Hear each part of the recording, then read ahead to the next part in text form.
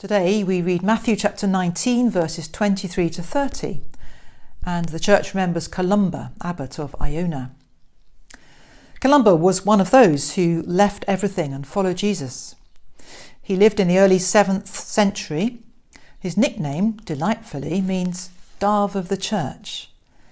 He was born into a powerful family in Ireland and well educated, becoming a priest and founding monasteries, first in Ireland, and later he took 12 companions and founded the monastery on Iona off the west coast of Scotland.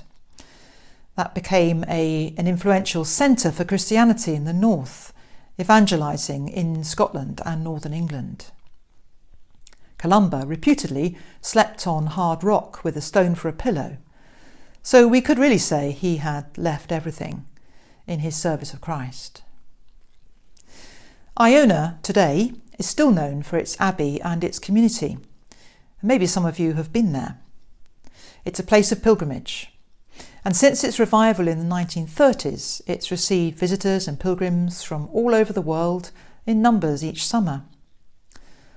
Iona is regarded by many as one of those thin places in the world, a place where the veil between this world and the next seems to be, well, thin, and one can sense the other, the numinous, very close. It's an ecumenical community with a core group living on Iona, but also with thousands of associates and friends around the world. This is an example of a new kind of monastic community that's been springing up all over the place. Dispersed communities, with people living in what we call ordinary life, but following a shared pattern of living, shared prayer routines and forms, shared values. The large number of Franciscan tertiaries are part of this.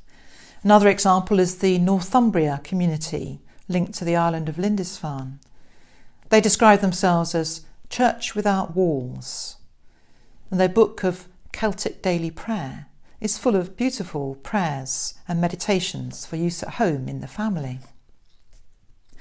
These dispersed communities are pointing to a stronger awareness today of the body of Christ in the world to which we all belong.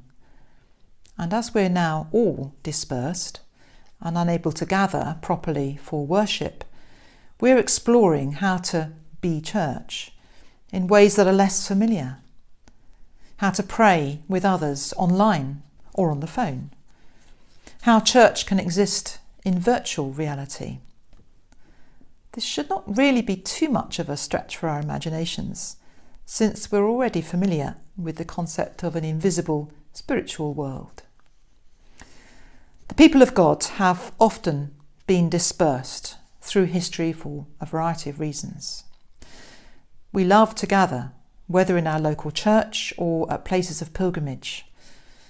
But being dispersed does not prevent us from being the people of God.